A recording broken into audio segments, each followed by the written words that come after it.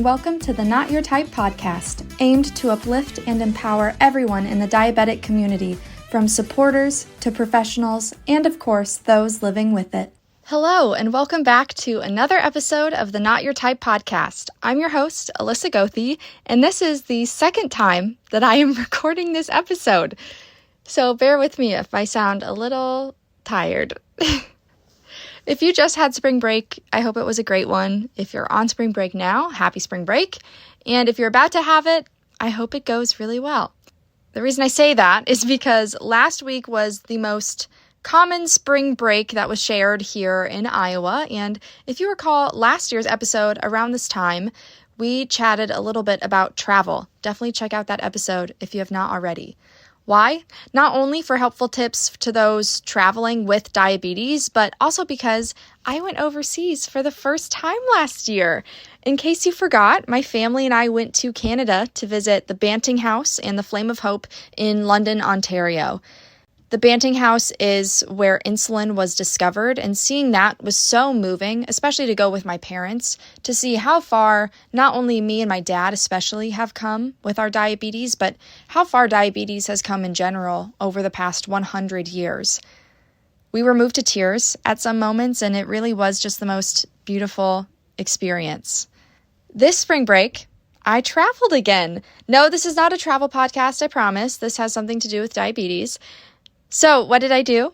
I went to our nation's capital to advocate for diabetes in Washington, D.C. with the American Diabetes Association. Let's back up a bit.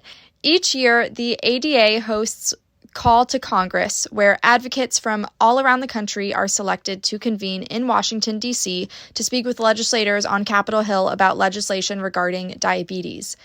And I was one of the ones selected. So trust me when I say that when I saw the email, I was literally freaking out.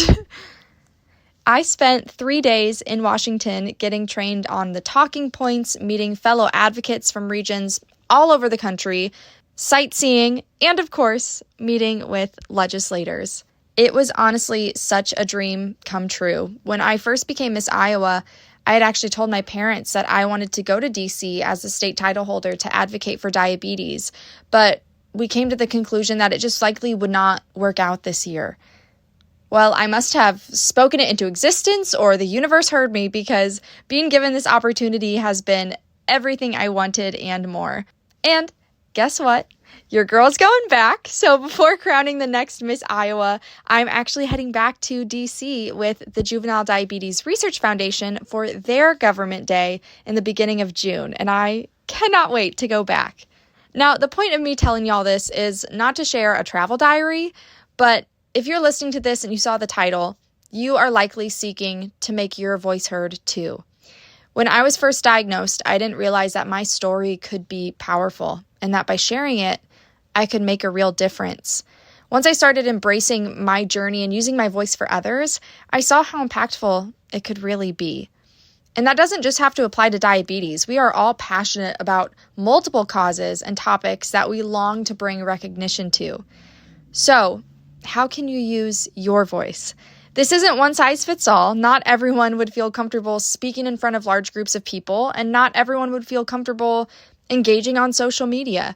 But all of the things I'm going to list today are different outlets or ideas that you can use to start or continue advocating for your cause. Now, without further ado, let's get into it. My first tip is to find a local or regional advocacy group. Finding a community is vital to thriving with diabetes. We have talked about that on this podcast before. But having a group that already champions advocacy and legislative efforts is a great gateway into learning more and getting involved yourself. It can be really intimidating to reach out to legislators on your own, so networking with these people who already have those contacts established and receiving mentorship is a great first step if you're still feeling hesitant to go on your own.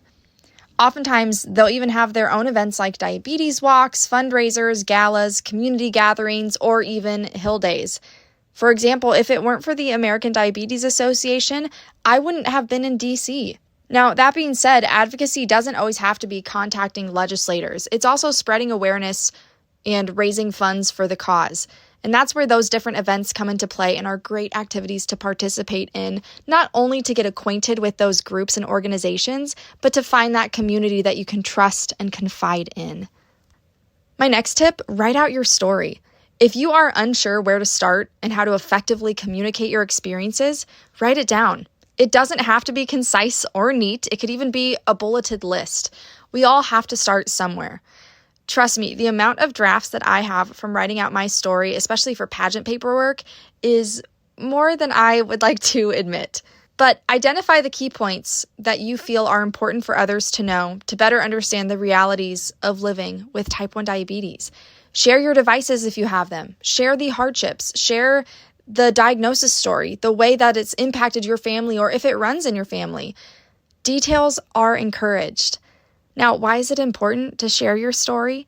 Because people can always try to argue your opinion, but they can never argue your lived experience. Not only will you be sharing what you've lived through, but then you're able to reclaim it.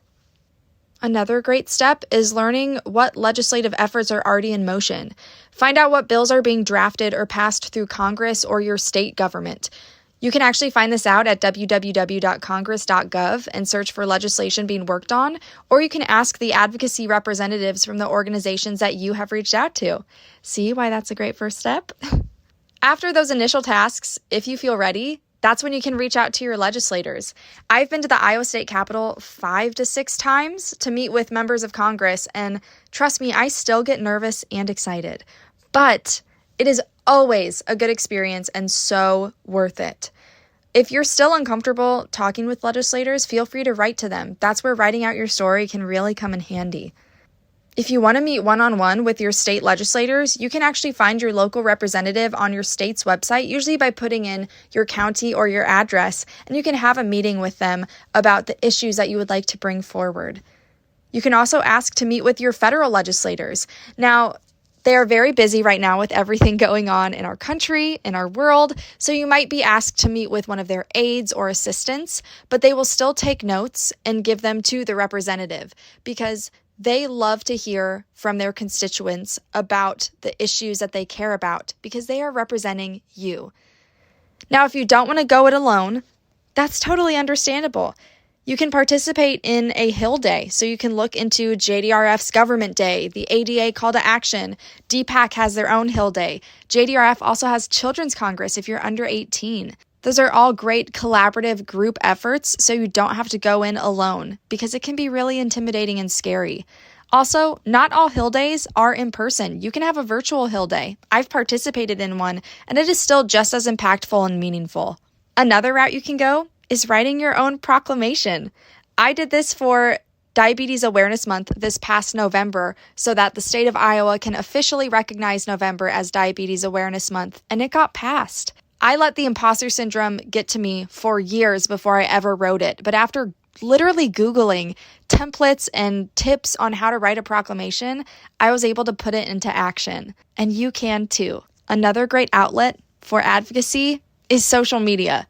You can follow diabetes groups or even diabetes influencers on different social media channels, whether it's Instagram, TikTok, Facebook, Twitter. A lot of them are actually really big right now. And maybe that will inspire you to create your own diabetes Instagram or TikTok or social media channel. This is an opportunity for you to really mobilize your followers, whether it's on a diabetes account or a personal account, to write to their legislators about supporting legislation for affordable insulin, treating obesity, accessible medication, coverage for CGMs and pumps, affordable healthcare. The list goes on. You don't even have to leave the comfort of your bed to do this, which is the best part. No matter how you choose to advocate, ultimately you deserve to have your voice valued and your story heard. There's no correct way to do this, and it's really whatever feels most authentic to you.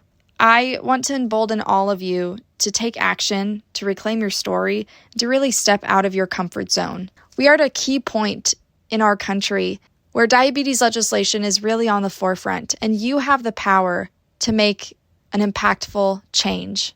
If you have any questions about advocacy, feel free to reach out to me or some of the groups that you work with, because they want you to feel empowered and confident going into those meetings or the efforts that you are producing. I hope you learned a little bit from this episode. It was short and sweet, but these are just some of my tips on how to make your voice heard and how to be an advocate for the T1D community. I do have more episodes in store. I know it's been a while, but I cannot wait to get them out to you. But for now, until next time.